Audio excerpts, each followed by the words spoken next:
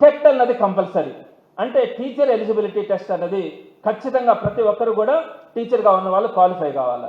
ఈరోజు పాత రోజుల్లో 2000 ముందు టీచర్లు అయిన వాళ్ళకి అప్పట్లో టెట్ లేకపోతే సుప్రీంకోర్టు ఆర్డర్స్ ప్రకారం వాళ్ళు కూడా ఇప్పుడు టెట్ రాసి కొత్తగా రాసి వాళ్ళు కూడా ఎలిజిబుల్ అయ్యి వాళ్ళు కూడా దాన్ని క్వాలిఫై అయితేనే టీచర్లుగా కంటిన్యూ అయ్యేదానికి అవకాశం ఉంటుంది.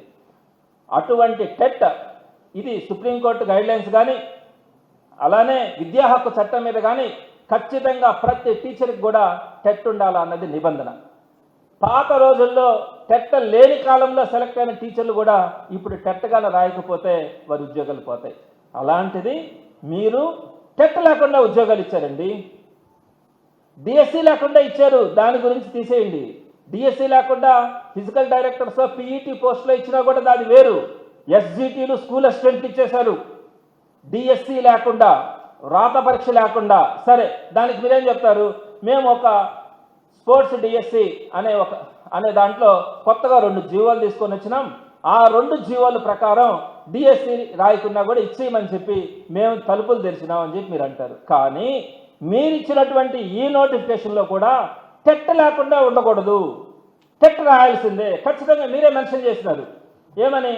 The candidates applied for all categories of school assistants language and non language except physical education must have qualified in AP TET or CTET. మీరు ఇచ్చినటువంటి మెగా డిఎస్సి స్పోర్ట్స్ డిఎస్సిలోనే టెట్ కంపల్సరీ, డిఎస్సికి exemption ఇచ్చారు, DSC రాయకుండా పర్లేదని. మరి మీరు TET ఎందుకని అంత ప్రాధాన్యమైనది? కోనా శశిధర్ గారు పదే చెప్తా ఉన్నారు టెట్ ఉంటేనే ఇచ్చాం, టెట్ ఉంటేనే ఇచ్చామని.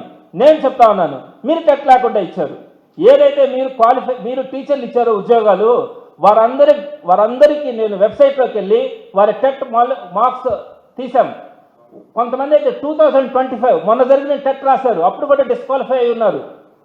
అంటే మీరు ఒకసారి ఆలోచించండి, టెట్ వాళ్ళు క్వాలిఫై అయ్యి జాబ్ కనుక వచ్చిండుంటే టీచర్ పోస్ట్ వచ్చింటే మళ్ళీ టెట్ రాయబడలేదు కదా. ఇంకా ఇప్పుడు టెట్ రాస్తున్నారు, వాళ్ళు టెట్ రాస్తున్నారు, మళ్ళీ 2025 టెట్లో కూడా డిస్క్వాలిఫై అయినారు.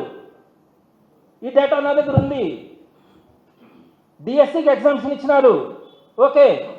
మీరు తలుపులు తెచ్చారు కుట్ర కోసం, ఓకే. టెట్ రాయకూడదని లేదు కదా, మరి టెట్ రాయకుండా మీరు ఎలా ఇచ్చారు? ఎస్, మా దగ్గర డేటా ఉంది. మరి మీరు ఇచ్చినటువంటి స్పోర్ట్స్ డిఎస్సికి సంబంధించినటువంటి జీవోలు 2 జీవోలు ఏదైతే డిఎస్సి లేకుండా ఏది లేకుండా టీచర్ పోస్టులు ఇచ్చేయచ్చని మీరు చెప్పినారో మళ్ళీ వెంటనే వీటిని ఎందుకు ఉపసంహరించుకున్నారు? ఇప్పుడు మీకు కావాల్సిన వాళ్ళకి ఉద్యోగాలు ఇచ్చినారు కదా, మరి ఎందుకు ఈ రెండింటిని ఇప్పుడు మీరు విత్డ్రా చేసుకున్నారు? ఇన్ని కుట్రలు కుతంత్రాలు జరిగాయి. ఇంకా కూడా మీరు చేసినటువంటి మోసాలు చాలా ఉన్నాయి. వీటన్నింటి మీద కూడా సమగ్రమైనటువంటి దర్యాప్తు చేయమని సిబిఐ ఎంక్వైరీ కావాలని కోరాం. ఎస్, దాని మీద స్టిక్ ఆన్ అవుతున్నాం. దాంట్లో వాస్తవం ఉంది, దాంట్లో న్యాయం ఉంది, దాంట్లో ఈ ప్రజలు ఈ నిరుద్యోగులు పడుతున్నటువంటి బాధలు ఆక్రందనలు వీటన్నింటిలో కూడా ఉన్నాయి. కానీ దానితో పాటుగా మేము డిమాండ్ చేస్తూ ఉన్నాం, మీరు కూడా ఏదైతే ఈరోజు సెంట్రల్ గవర్నమెంట్ ఒక డెసిషన్ తీసుకుని రాజీనామా చేయించిందో విద్యాశాఖ మంత్రి దగ్గర, ఇక్కడ ఆంధ్ర రాష్ట్రంలో కూడా ఇన్ని తప్పులు, ఇన్ని కుట్రలు, ఇన్ని కుతంత్రాలు జరిగినటువంటి దీనికి సంబంధించి మీరు స్వచ్ఛందంగా రాజీనామా చేయాల్సినటువంటి అవసరం ఉంటుంది.